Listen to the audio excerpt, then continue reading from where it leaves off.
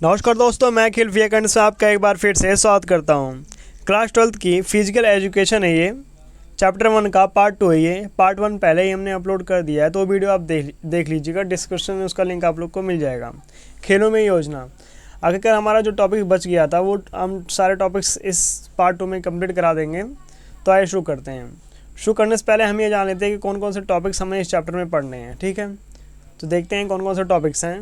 पहला टॉपिक हमारा पहला, दूसरा, तीसरा और चौथा, मतलब पहले से लेकर 3 तक टॉपिक्स तो हमने पहले करवा दिए, फिर भी एक बार रिपीटेशन करवा देते हैं। योजना का अर्थ क्या होता है, उद्देश्य क्या होता है, पहले हम बताते हैं कि आखिरकार योजना का उद्देश्य और अर्थ क्या होता है। विभिन्न समितियाँ कौन सी होती है, आखिरकार जो समितियाँ खिलाड़ियों को ले जाती हैं और उसके दौरान, खेल के दौरान और खेल के बाद में कौन कौन सी समितियाँ होती है, इसके दौरान क्या क्या काम करती हैं, उनके बारे में बताया गया था। और तीसरा था टूर्नामेंट, नॉकआउट लीग या फिर रॉन्ग लेवन और रॉबिन या फिर कॉम्बिनेशन टूर्नामेंट किससे कहते हैं, इसके बारे में बताया हमने।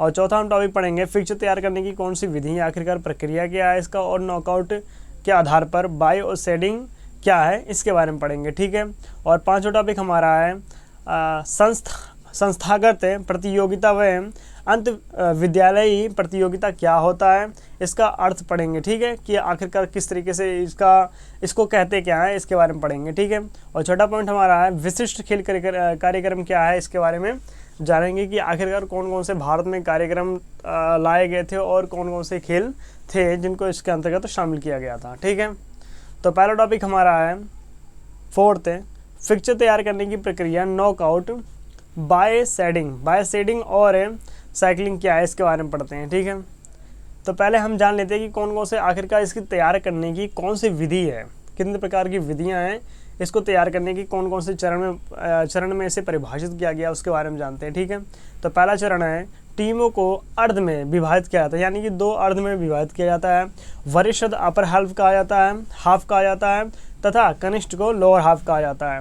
परंतु जब टीमें 16 से ज़्यादा होती हैं तो उन्हें हम अर्ध के साथ साथ वर्कटर क्यूटर में भी टीमें बांटते हैं, यानी कि कहीं ना कहीं हमें इसमें माइनस और प्लस की आवश्यकता पड़ती है।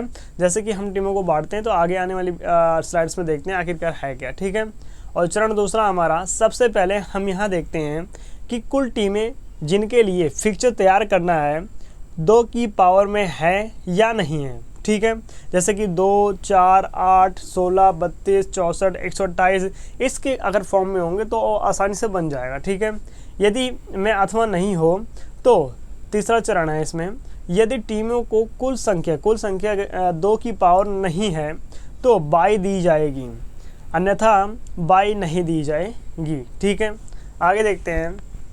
इसमें हमारा चौथा पॉइंट है, चौथा चरण है बाई की गणना सूत्र के अनुसार कीजिए, यानी कि सूत्र के अनुसार बाई की गणना करेंगे, उसके बाद में सूत्र के अनुसार ही उन्हें स्थापित किया जाएगा। ठीक है, और पांचवा पॉइंट हमारा है, पांचवा चरण है मैच करवाया जाएगा। जिन टीमों को बाई मिली है वह सीधे दूसरे चक्र में राउंड में खेलेंगे, यानी कि बाई मिलने से कहीं ना कहीं पूरा फ़ायदा मिल जाता है, उन मैचों को खिलाड़ियों को नहीं खेलना पड़ता है, बाई मिलने से वो मैच और राउंड में पहुँच जाते हैं, अगले राउंड में। ठीक है, जिन टीमों के माध्य मैच हो वह पहले ही राउंड में होनी चाहिए। ठीक है, और छठा चरण है इसमें, यदि टीमों को क्वार्टर में भी बांट दिया जाता है, अलग अलग भागों में बांट दिया जाता है, तो वरिष्ठ अर्ध मतलब अपर हाफ की बाई अलग से स्थापित की जाएगी तथा कनिष्ठ अर्ध लोअर हाफ की बाई अलग से स्थापित की जाएगी, इसमें यह बताया गया है। ठीक है, और सातवां पॉइंट हमारा है सीडिंग यदि दी जा रही है तो बाई की गणना कुल टीमों की संख्या में से सीडिंग दी जाएगी और टीमों की संख्या को घटाने के उपरांत की जाएगी, यानी कहीं ना कहीं एक हिसाब से जो सीडिंग है, सीडिंग भी दी जाएगी और कहीं ना कहीं बाई दी जाएगी। बाई का मतलब आप लोग समझ गए होंगे कि होता क्या है, कि वो टीम जो जिन्हें बाई मिली है वो सीधा अगली टीम में पहुंच जाएंगे, अगले राउंड में पहुंच जाएंगे, बल्कि उन टीमों को मुकाबला नहीं करना पड़ेगा। ये एक तरह का बेनिफिट होता है उनका। ठीक है, और आगे देखते हैं सूत्र कौन कौन से हैं आखिरकार, इनके सीडिंग के हो गया, बाई का हो गया, आखिरकार इन सब के आखिरकार जो फॉर्मूलास हैं क्या क्या है इसका एक बार जान लेते हैं। तो पहला सूत्र हमारा है, पहला सूत्र है कुल मैचों की संख्या, यानी कि कुल मैचों की संख्या जो है इक्वल टू कुल टीमों की संख्या, यानी कि मान लीजिए 13 टीमें हैं तो कुल मैचों की संख्या निकल सकती है कि कुल मैच आखिरकार हुए कितने हैं। तो कुल टीमों की संख्या, मान लीजिए कुल टीमें जो है 13 हैं, तो उसमें से एक माइनस कर देंगे तो हमारी कुल मैचों की संख्या आ जाएगी कितनी, कितनी, 12 आ जाएगी, ठीक है। और सूत्र दूसरा है कुल चक्रों की संख्या, राउंड की संख्या को ज्ञात करने के लिए हमें दो को तब तक से गुणा करना चाहिए जब तक उसके ऊपर या फिर उसके नीचे आ ना जाए, ठीक है। या फिर जैसे 13 है हमारा, तो 2, 4, 8, 16 तो ऐसे हो जाएगा, मतलब 16 उसके नीचे ऊपर हाफ लेना ही लेना है, कुछ भी, ठीक है, करनी चाहिए जब तक कि गुणनफल या तो टीमों की बराबर, यानी कि जो संख्या है उसके बराबर हो या फिर उससे ज़्यादा हो जाएगा, ठीक है। उसके उपरांत गुणनफल की संख्या 2 की प्रवृत्ति, मतलब 2 की आवृत्ति देख ले उतनी ही चक्र राउंड ले जाएगा। यानी कि 2 को, जैसे 13 है तो 2 को मान लीजिए कि 2, 4, 8 और 16 बन जाता है, ठीक है। तो इसी तरीके से 16 मतलब 13 से कहीं ना कहीं ज़्यादा है और उससे कम भी ले सकते हैं, ठीक है। और तीसरा हमारा है कुल 22, यानी कि कुल 22 कुल टीमों से अगली 2 की पावर माइनस कुल टीमों की संख्या को ज्ञात किया जा सकता है, यानी कि ये कुल 22 को ज्ञात करने का फॉर्मूला है, ठीक है। आगे देखते हैं, चौथा सूत्र हमारा है यदि कुल टीमों की संख्या सम में हो, यानी कि कुल टीमों की संख्या जो है अगर सम में हो तो किस तरीके से ज्ञात किया जाता है, उसका सूत्र क्या है और किस तरीके से आखिरकार विषम में कैसे ज्ञात किया जाता है। अगर विषम में संख्या हो तो कैसे ज्ञात करेंगे उसके बारे में बताएंगे, ठीक है।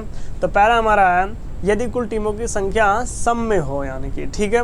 और पहला पॉइंट हमारा है अपर हाफ, यानी कि वरिष्ठ अर्ध में टीमें कुल टीमों की संख्या अपॉन में 2, यानी कि जितनी भी टीमों की संख्या होगी अपॉन में 2 कर देंगे तो उसका जो होगी कि जो अर्ध वरिष्ठ अर्ध है उसका अर्थ निकल जाएगा सम में, ठीक है। और लोअर हाफ में कनिष्ठ अर्ध में टीमों की संख्या, यानी कि कुल टीमों की संख्या इक्वल टू अपॉन में 2, यानी कि इसमें यदि कुल टीमों की संख्या विषम में हो, यानी कि हमें अब पहले हमने क्या पढ़ा कि वरिष्ठ अर्ध में टीमों की कुल संख्या यानी कि विषम में हो, सम में हो, और उसके बाद में हमने विषम में पढ़ा कि आखिरकार कुल टीमों की संख्या किस तरीके से अपॉन में 2 करके इसको विषम संख्या निकाल सकते हैं कनिष्ठ अर्ध में, ठीक है। और तीसरा हमारा है अपर हाफ, वरिष्ठ अर्ध में टीमें कितनी है टोटल, इक्वल टू कुल टीमों की संख्या प्लस में 1, फिर ब्रैकेट बंद, उसके बाद में n प्लस में 1 को इसमें शामिल किया गया है, ठीक है। और अपॉन में 2, यानी कि वरिष्ठ अर्ध की टीमों की संख्या ऐसे निकाला जाता है। और लोअर हाफ कनिष्ठ वर्ध टीमों की संख्या कुल टीमों की संख्या प्लस, सॉरी यहाँ प्लस गलती से आ गया, -1 ब्रैकेट बंद n प्लस 1 और अपॉन में 2, इससे हम कनिष्ठ अर्ध की टीमों की संख्या निकालते हैं, ठीक है। आगे देखते हैं, पांचवा है यदि 22 की संख्या सम में हो, किस तरीके से आगे का फॉर्मूला है कि आखिर किस तरीके से किया जा सकता है, ठीक है। कि आखिरकार 22, इसमें ध्यान रखना है कि 22 है ये, और उसमें किस तरीके से आखिरकार था, सम के रूप में था, ठीक है। अपर हाफ में पहला हमारा अपर हाफ में वरिष्ठ अर्ध में 22 कुल 22 आखिर कितने बार लिया गया, अपॉन में 2 करके उसको वरिष्ठ अर्ध में 22 निकाल सकते हैं। और लोअर हाफ में कनिष्ठ अर्ध में 22, यानी कि कुल 22 अपॉन में 2 करके कनिष्ठ अर्ध में 22 निकाल सकते हैं। और अपर हाफ में वरिष्ठ अर्ध में 22 किस तरीके से होता है, और कुल 22 की संख्या -1 करके अपॉन में 2 करके इसके कुल वरिष्ठ अर्ध में 22 निकाला जा सकता है, ठीक है। और लोअर हाफ में कनिष्ठ अर्ध में 22, यानी कि कुल 22 की संख्या प्लस में 1 करके अपॉन में 2 करके इसे भी निकाला जा सकता है, ठीक है। आगे देखते हैं, आगे हम ये ज्ञात करते हैं कि आखिरकार नॉकआउट के आधार पर 13 टीमों की जो फैक्चर्स हैं किस तरीके से तैयार किया जा सकता है, इसको कैसे आखिरकार इसको जो एग्ज़ाम है, एग्ज़ाम के पॉइंट ऑफ व्यू से भी बहुत ज़्यादा इंपॉर्टेंट क्वेश्चन है ये। तो एक क्वेश्चन को अगर आप समझ लेंगे, एक या दो क्वेश्चन को, तो आप कर सकते हैं अच्छे से, ठीक है। तो आज देखते हैं, शुरू करते हैं। क्या है, टोटल हमारे पास 13 टीमें हैं, ये ध्यान में रख के चलना है कि 13 टीमें हैं हमारे पास टोटल, ठीक है। तो देखते हैं क्या है, पहले तो हम निकालेंगे कुल मैचों की संख्या कितनी है, ठीक है। कुल मैचों की संख्या बराबर कुल टीमों की संख्या -1, यानी कि कुल टीमों को -1 से माइनस कर देना, यानी कि कुल टीमें 13 हमारे पास है और 1 को फॉर्मूले के हिसाब से माइनस कर देना, यानी कि 12 मैचें हमारे पास टोटल बची हैं, ठीक है। उसके बाद में दूसरा पॉइंट हमारा है कुल चक्कर, यानी कि जो हमारे पास 12 बचा है, यानी कि ये कितने राउंड में लगाना है, कितने राउंड फिगर करना है। जैसे फॉर्मूले के अकॉर्डिंग समझाया था मैंने कि स्टेप बाय स्टेप्स किस तरीके से आखिरकार लेना है। ठीक है, उसको आप देख लेना। और किस तरीके से आखिरकार जो 12 है इसको कैसे करेंगे हम, ठीक है। तो आखिरकार जो 2 2 4 2 मतलब 2 2 4 4 दूनी 8 8 दूनी 16, यानी कि 16 आ रहा है ना। 12 से ज़्यादा क्या है, 16 आ रहा है। 8 तो बहुत ही कम हो जा रहा है, लेकिन उसका जब दुगना करेंगे तो 16 आ जा रहा है, यानी कि ये 4 बार हुई है। मतलब ये 4 बार इसलिए चक्कर लगाया गया है क्योंकि देख लीजिए 2 2 × 2 फिर 2 फिर 2 फिर 2, ठीक है। तो 2 दूनी 4 4 दूनी 8 और 8 दूनी 16, यानी कि कहीं ना कहीं जो 16 है ना, ये एक हिसाब से ये 4 बार चक्कर लगाया जो राउंड होगा ना इसका 4 बार लगाया जाएगा, ठीक है। और तीसरा पॉइंट हमारा है कुल बाई, यानी कि कुल बाई ज्ञात करने का क्या फॉर्मूला है। जैसे कि अभी हमने पहले फॉर्मूला बताया कि आखिरकार कुल बाई ज्ञात करने के लिए क्या फॉर्मूला लगाया जाता है।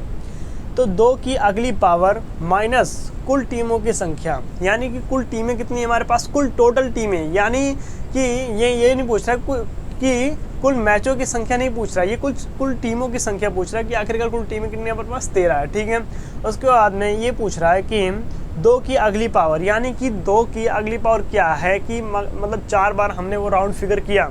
राउंड फिगर करने के बाद 12 था, 12 से ज़्यादा क्या बना हमारा, 16 बना, ठीक है। 16 बनने के बाद 16 माइनस 13 कितना हो गया, 0 3, यानी कि 3 बचा हमारा, ठीक है। जो कुल बाई हमारे पास आ गई 3। ये नोट डाउन करते हुए चलना कि हमारे पास कुल बाई कितने आ गए 3, और कुल मैचों की संख्या -1 करके हमारे पास कुल मैचें आ गई 12, ठीक है। और चौथा पॉइंट हमारा है अपर हाफ में करेंगे इसे, तो वरिष्ठ अर्ध में कुल टीमों की संख्या +1/2, यानी कि 7 आ जाएगा इसका आंसर, ठीक है। 14/2 यानी 7 इसका आंसर आ जाएगा, ठीक है। आगे देखते हैं, इसका आगे हमारा पॉइंट है लोअर कनिष्ठ अर्ध में कुल टीमों की संख्या -1/2 करके 13 -1/2, ये आ जाएगा हमारा 6, ठीक है। इसको कटिंग करके हमारा 6 इसका आंसर आ जाएगा, ठीक है। आगे देखते हैं वरिष्ठ अर्ध में बाई की संख्या, यानी कि हमारे बाई कितनी थी वहाँ पे, 3 थी, ठीक है। हमने अभी यहाँ पर बाई निकाला ना कि आखिरकार कौन सी बाई है, एक बार जान लेते हैं कि हमने यहाँ पर बाई निकाला। यहाँ पर कितनी बाई थी, टोटल 3 थी, ठीक है। ध्यान में रख के चलना है, बिल्कुल कहीं कंफ्यूज नहीं होना है, ठीक है। बाई को हमने यहाँ निकाल लिया, बाई कुल बाई कितना हो गया हमारे पास, यानी कि वरिष्ठ अर्ध में बाई की संख्या, फॉर्मूले के अकॉर्डिंग भी यही है कि वरिष्ठ अर्ध में बाई की संख्या किस तरीके से है, कुल बाई -1/2, ठीक है। तो 3 -1/2 करके हम यहाँ पर 2 निकाल देंगे कि 4/2, ठीक है, 1/2, ठीक है। उसके बाद में आगे देखते हैं कनिष्ठ वर्ध में, यानी कि कनिष्ठ अर्ध में बाई की संख्या, कुल बाई कितनी है, यानी कि कुल बाई प्लस में 1 3 अब प्लस में 1, यहाँ आ गया 4 1 2 2, सॉरी यहाँ पे 1 आएगा और यहाँ पे 2 आएगा, ठीक है। सॉरी, इसको कटिंग करके, ठीक है। आगे देखते हैं, अच्छे से आप समझ लेना, कम से कम वीडियो को 2 बार देखना ताकि आपको अच्छे से समझ आए किस तरीके से आखिरकार बाई निकाली जाती है, किस तरीके से कुल मैचों की संख्या निकाली जाती है, ठीक है। क्योंकि बाई को समझना बहुत ही ज़्यादा ज़रूरी है, ठीक है। उसके बाद में हमें लास्ट में ये बनाना है कि आखिरकार किस तरीके से उसकी पिक्चर कैसे तैयार किया जाता है, ठीक है। पिक्चर है क्या, पिक्चर की तरह पिक्चर किस तरीके से तैयार किया जाता है उसके बारे में बताया गया है, ठीक है। पहला हो गया, दूसरा, तीसरा, हम ऐसे 13 मैच, जितने भी मैच हमारे पास हो, 13 हो, 7 हो, 8 हो, 10 हो, 5 हो, 6 हो, 4 हो, ठीक है। सभी टीमों का एक तरीके से पिक्चर तैयार कर लेना है। उसके बाद में हमें सभी के साथ कनेक्शन जोड़ना है कि किस तरीके से आखिरकार बाई मिलता है, किसको कौन विनर बनता है, कौन विनर नहीं बनता है, ठीक है। तो एक बार समझते हैं कि है क्या ये। पहला हमने देखा कि पहली वाली जो मैच है उसको बाई मिल गया। बाई मिलने के पीछे कारण है कि आखिरकार जो दूसरा मैच है वो तीसरे के साथ मैच खेलेगा, उसके बाद में चौथा मैच जो है वो 5वें के साथ खेलेगा, उसके बाद में छठा जो है 7वें के साथ खेलेगा, उसके बाद में 8वें को फिर बाई मिल जाएगा, उसके बाद में 9वें और 10वें फिर मैच जो है एक साथ खेलेंगे, उसके बाद में 11वें 12वें फिर 13वें बाई मिल जाएगा। बाई मिलने से मैचों को कहीं ना कहीं बहुत ज़्यादा बेनिफिट होता है, प्रॉफिट मिलता है कि आखिरकार जो बाई मिल जाता है तो जो मैचें होती हैं उनको अगले राउंड में जाने का बेनिफिट मिल जाता है, फ़ायदा मिल जाता है, यही होता है राउंड, ठीक है। आगे देखते हैं, तो अगला हमने देखा कि आखिरकार किस तरीके से जो ये पहला राउंड मान लीजिए है, ठीक है, ये पहला राउंड हो गया हमारा। अब ये दूसरे राउंड में कि आखिरकार कौन कौन कहाँ किस तरीके से आगे बढ़ रहा है, ठीक है। तो पहला हमने देखा कि आखिरकार जो हमारा 2 और 3 टीम है इसको हमने बाई दे दिया। उसके बाद में 4 और 5, 4, 5 और 6 और 7 को दोनों को टीमों को जोड़ा, तो इसमें से कोई ना कोई विजेता मिलेगी। उसके बाद में इसको बाई मिल गया तो इसको छोड़ दिया हमने टीमों को। उसके बाद में 9, 10 और 11, 12 को में से दोनों को मैच करवाया। उसके बाद में दोनों में से एक कोई ना कोई विजेता होगा, ठीक है, विनर होगा। तो विनर सेकंड राउंड हो गया, ये थर्ड राउंड हो गया, ये फोर्थ राउंड हो गया, फिफ्थ राउंड में मैच जो है विनर के रूप में जीत गया, ठीक है। इसी तरीके से बाई बनाया जाता है। आई होप आपको अच्छे से समझ आया होगा। वीडियो को 2 से 3 बार देखना ताकि अच्छे से आपको वीडियो और भी क्लियरिटी हो सके कि आखिरकार बाई किस तरीके से, बाई की डिफिनेशन क्या है, उसको हम अभी आगे आने वाले स्लाइड्स में करवाएंगे कि है क्या, ठीक है, और विजेता विनर किस तरीके से आखिरकार बनता है, ठीक है। अब देख लीजिए कि बाई की डिफिनेशन क्या होती है, बाई मिलती ही क्यों, आखिरकार क्यों कहते हैं, आखिरकार जो हमने बाई दी ना पहले वाली स्लाइड में कि आखिरकार जो बाई है उसको हमने दिया क्यों, है क्या हो, ठीक है। बाई नॉकआउट टूर्नामेंट में भाग लेने वाली टीमों की संख्या यदि 2 की गुणांकों में नहीं है, यानी कि जो टीमें उसके अंतर्गत 2 के गुणांक में नहीं है, जैसे 13 हो गया, 7 हो गया, 9 हो गया, ये सब 2 गुणांक में नहीं आती हैं, तो मैचें सुनिश्चित कराने के लिए टीमों की बाई दी जाती है। यानी कि उन टीमों की मतलब ऐसी संख्या, इन टीमों जो मतलब ऐसी टीमें होती हैं जिनके पास 2 की बाई, 2 से गुणांक नहीं हो सकता है उनको, तो उनके 2 से गुणांक नहीं होने के पीछे क्या कारण होते हैं कि जो टीमें होती हैं उनको बाई दी जाती हैं, सीधे बाई दी जाती हैं, और बाई मिलने पर टीमें सीधा दूसरे राउंड में प्रवेश कर जाती हैं, कहीं ना कहीं उन्हें प्रॉफिट मिलता है, इसे ही बाई कहा जाता है, ठीक है। आगे देखते हैं सीडिंग किसे कहते हैं। ये भी बहुत ही ज़्यादा इंपॉर्टेंट पॉइंट हमारे लिए कि सीडिंग किसे कहते हैं, क्योंकि ये भी एग्ज़ाम के पैटर्न के हिसाब से बहुत ही ज़्यादा इंपॉर्टेंट है, ठीक है। इस प्रणाली में मजबूत टीमों का चयन करके फिक्चर में उचित स्थान रखा जाता है तथा शुरुआती मैच में ही अच्छी टीमें ना होने पर भिड़े और टूर्नामेंट से बाहर ना हो जाएं, इसलिए सीडिंग दिया जाता है, ठीक है। आगे देखते हैं इंट्राम्यूलर्स किसे कहते हैं। ये भी बहुत ही इंपॉर्टेंट पॉइंट हमारे लिए कि इंट्राम्यूलर्स किसे कहते हैं। किसी भी विद्यालय, कॉलेज या संस्थान के परिसर के अंदर उन्हें विद्यार्थियों के लिए आयोजित की जाने वाली खेल कूद प्रतियोगिता को इंट्राम्यूलर्स कहा जाता है, इंट्राम्यूरल्स कहा जाता है। यानी कि मान लीजिए कि आपके स्कूल में किसी भी कबड्डी हो गया, मैच हो गया, क्रिकेट हो गया, कुछ भी, वॉलीबॉल हो गया, कोई भी खेल की आयोजना की जाती है, तो आपके ही स्कूल के, आपके ही स्टूडेंट्स रहेंगे कि आपके मतलब क्लासरूम के बच्चे रहेंगे कि आप ही के मतलब स्कूल के सारे छात्र रहेंगे कि उन्हीं को ही सिर्फ वही खेल सकते हैं, उसके अलावा और कोई नहीं खेल सकता है, ऐसे ही इंट्राम्यूलर्स कहा जाता है। आगे देखते हैं एक्स्ट्राम्यूलर्स किसे कहते हैं। एक्स्ट्राम्यूलर्स किसे कहते हैं, वह ऐसी या प्रतियोगिताएं होती हैं जिसमें 2 या उससे अधिक विद्यालयों की खिलाड़ी जो होते हैं भाग लेते हैं इसके अंतर्गत कहीं ना कहीं, और उन्हें ही एक्स्ट्राम्यूलर्स कहा जाता है। यानी कि जो खिलाड़ी होते हैं जो एक या दो या फिर 3 स्कूल के जो छात्र होते हैं, स्टूडेंट्स होते हैं, कहीं ना कहीं एक जगह पर आयोजित किया जाता है एक खेल का, गेम का, उसके बाद में ये उसके अंतर्गत शामिल होते हैं, इसे ये एक्स्ट्राम्यूलर्स कहा जाता है। जैसे क्षेत्रीय प्रतियोगिता, ओपन स्टेट या फिर टूर्नामेंट, या फिर CBSE या फिर समूह प्रतियोगिता आदि इसके अंतर्गत शामिल होते हैं, ठीक है। आगे देखते हैं संस्थानगत यानी कि इंट्राम्यूरल प्रतियोगिता किसे कहते हैं। इंट्राम्यूरल प्रतियोगिता किसे कहते हैं, ये क्या होता है, ठीक है। इसकी डिफिनेशन जान लेते हैं कि है क्या ये आखिरकार, और इसकी क्या क्या महत्व होता है ये भी जानेंगे, ठीक है। इंट्राम्यूरल्स प्रतियोगिता का अर्थ होता है संस्था की दीवारें या फिर कैंपस के अंदर होने वाली क्रियाकलाप होते हैं। यानी कि एक संस्था हो या फिर क्रियाकलाप या फिर किसी भी विद्यालय के अंदर होने वाली क्रियाकलाप होते हैं, ये क्रियाकलाप केवल संस्था या स्कूल के विद्यालयों के लिए ही आयोजित की जाती है। इन गतिविधियों में दूसरे विद्यालय का कोई भी विद्यार्थी भाग नहीं ले सकता है। प्रत्येक विद्यार्थी प्रत्येक खेल के लिए तथा प्रत्येक खेल के प्रत्येक विद्यार्थी के लिए यहाँ बहुत ही ज़्यादा ज़रूरी होता है कि किस तरीके से आखिरकार उनका जो कॉम्बिनेशन होता है जुड़ा हुआ होता है। ठीक है, यहाँ संस्थागत का आदर्श वाक्यांश हो सकता है, वाक्यांश हो सकता है। इसमें कोई संदेह नहीं है कि नियमित शारीरिक शिक्षा की कार्यक्रम विद्यार्थियों में अच्छी आदतों तथा कौशलों व ज्ञान व अन्य सामाजिक गुणों के विकसित कर रहे हैं। यानी कि जो कहीं ना कहीं जो हमारा इंट्राम्यूरल है, जो प्रतियोगिता है, इसके अंतर्गत कहीं ना कहीं जो छात्र होते हैं, स्टूडेंट होते हैं, कहीं ना कहीं उनके अंदर का विकास जो होता है वो भी होता है, और कहीं ना कहीं इनके अंतर्गत जो अंदर फुर्ती आती है काम करने के प्रति, या फिर कौशल होती है, इनकी आदतों में काफ़ी ज़्यादा सुधार आता है, तो उन्हें अधिक मात्रा में ज़्यादा ज्ञान की प्राप्ति होती है, तो और इन्हें सामाजिक गुण भी काफ़ी ज़्यादा मिलता है। इसे ही इंट्राम्यूरल्स कहा जाता है, इंट्राम्यूरल्स प्रतियोगिता कहा जाता है। ठीक है, आगे देखते हैं।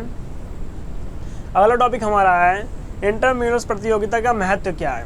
ये भी जान लेते हैं कि आखिरकार जो इंट्राम्यूरल्स प्रतियोगिता है इसका महत्व क्या होता है, आखिरकार जो हमारे लिए क्यों ज़रूरी है, हमारे लिए आखिरकार इसका महत्व का अर्थ ये होता है कि हमारे जीवन में उसकी क्या भूमिका है, क्यों हमारे लिए ज़रूरी है। ठीक है, इंट्राम्यूरल्स प्रतियोगिता गतिविधियाँ विद्यालय संस्थान की प्रत्येक कक्षा के प्रत्येक विद्यार्थी के लिए बहुत ही ज़्यादा आवश्यक है। जो आखिरकार जो स्टूडेंट हैं, प्रत्येक छात्र, प्रत्येक स्टूडेंट के लिए बहुत ही ज़्यादा ज़रूरी है ये। ठीक है, इसका पहला पॉइंट जान लेते हैं क्या है।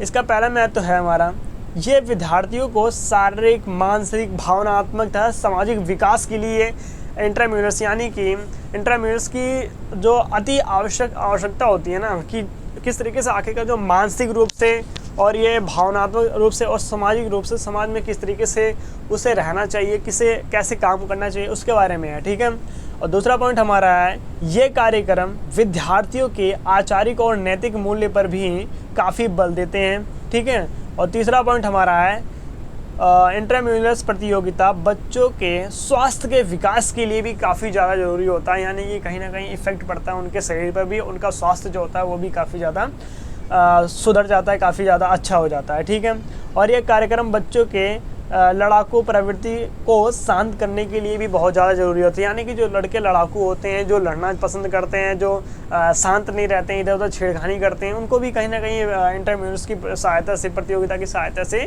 बेनिफिट मिल सकता है। ठीक है, और चौथा हमारा, यह कार्यक्रम बच्चों के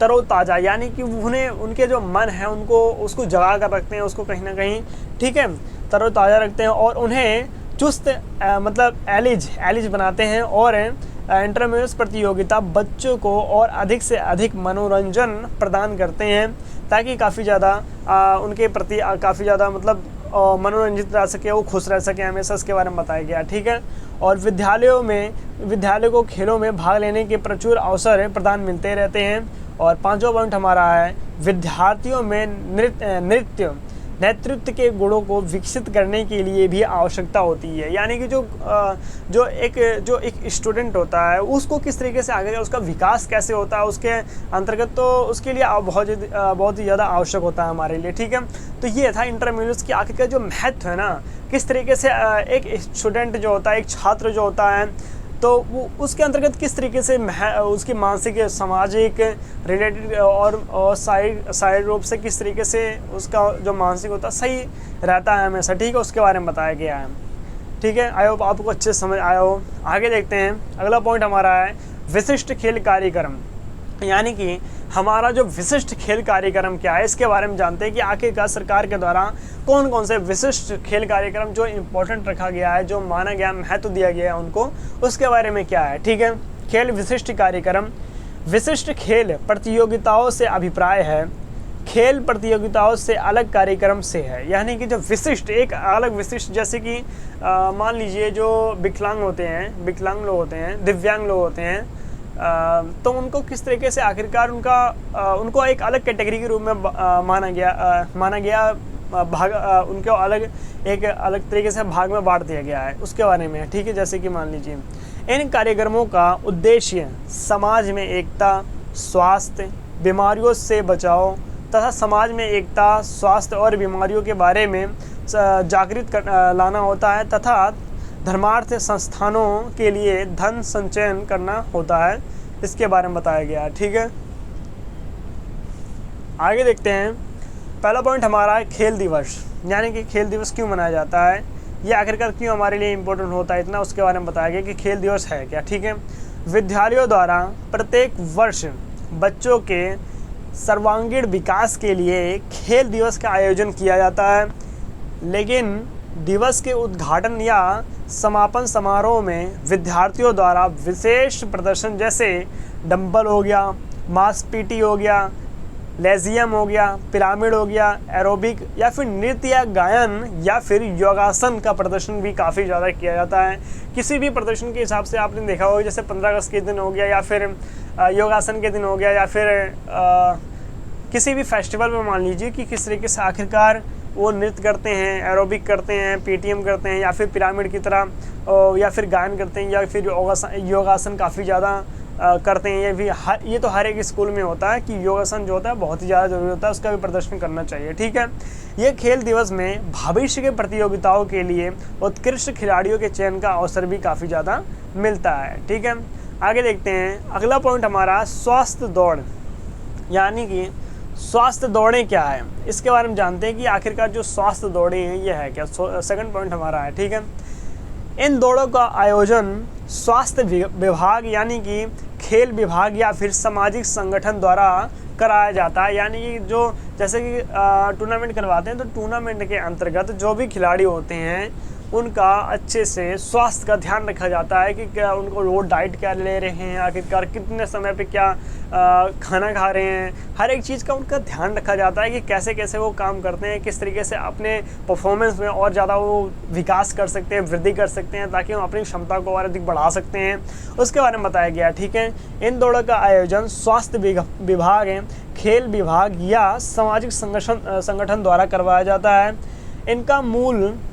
इनका मूल उद्देश्य राष्ट्र में स्वास्थ्य के स्तर में काफ़ी ज़्यादा वृद्धि करना होता है और इन दौड़ों के लिए तिथि तथा समय काफ़ी पहले ही निर्धारित किया होता है। ठीक है, जिसके लिए धावक या प्रतियोगी को पंजीकरण पहले ही करवाना पड़ता है कि आखिरकार उनके अंतर्गत जो होता है शामिल करवाया जाता है, उसको जो होता है कि पंजीकरण पहले करवाया जाता है ताकि वो खिलाड़ी जो होता है समय के अनुसार खेल में पहुंच सके और खेल भी सके। ठीक है, इसमें आयु सीमा निर्धारित नहीं होती है, लेकिन कुछ स्वास्थ्य संबंधित सावधानियों को बरतनी पड़ती है, यानी कि जो खिलाड़ी मान लीजिए खिलाड़ी को चोट लगा काफ़ी ज़्यादा तो खिलाड़ी को नहीं खिलाया जाए, क्योंकि वो खिलाड़ी पहले से ही ज़्यादा चोट लगा है उसको, तो अच्छे से शायद प्रदर्शन ना कर सके, अच्छे से उसकी क्षमता में ज़्यादा वृद्धि ना हो, विकास ना हो, तो कहीं ना कहीं किसी न किसी चीज़ की कमी ना हो, इसलिए स्वास्थ्य से रिलेटेड भी हर एक चीज़ चेकअप करवाया जाता है खिलाड़ी का। ठीक है,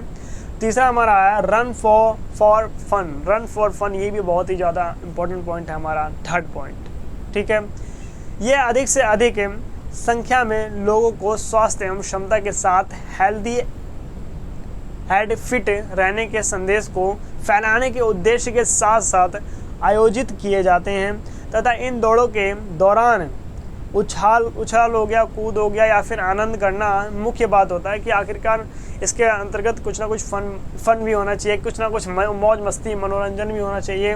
ठीक है, उसके बारे में बताया गया है। इसका एक उद्देश्य होता है कि वह दान या खैरात के लिए निधि अर्जित करते हैं, यानी कि कहीं ना कहीं एक हिसाब से बेनिफिट भी इन्हें होता है कि जो दान या फिर खैरात के लिए निधि अर्जित करते हैं, पैसे अर्जित करते हैं, उसके बारे में बताया गया है। ठीक है, तो हमारे यहाँ सेकंड पार्ट पूरी तरीके से कंप्लीट हो गया। बाकी जो इसके न्यूमेरिकल वाले पार्ट रहे हैं थोड़े बहुत हैं, तो उसको हम एपिसोड वाइज वीडियोस में कभी कोशिश करेंगे कि अगर किसी वीडियो में उसको ऐड करने का कोशिश करेंगे तो उसको ऐड कर लेंगे। ठीक है, तो हमारा यहाँ सेकंड पार्ट जो है कंप्लीट हो गया है खेलों में योजना का, तो पूरी तरीके से जो इसका पार्ट है वो ख़त्म हो चुका है। तो अगर हमारे चैनल पर आप आए हैं पहली बार तो वीडियो को लाइक शेयर एंड कमेंट करके और चैनल को सब्सक्राइब जरूर कीजिएगा और कमेंट करके जरूर बताना कि आप लोगों को वीडियो कैसे लगी। आखिरकार जो इसके थ्योरिकल पार्ट हैं, थ्योरिकल पार्ट के से भी क्वेश्चंस बहुत ही ज़्यादा आते हैं पॉइंट्स में, तो उसको आप रीड डाउन कर लेना सही से।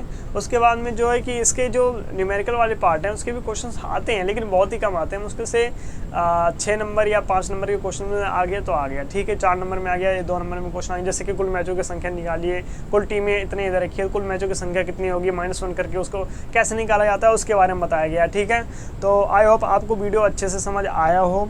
वीडियो को लाइक शेयर एंड कमेंट ज़रूर करना। और अब मैं आपसे अगले पार्ट में मिलूँगा, तब तक के लिए जय हिंद, जय भारत।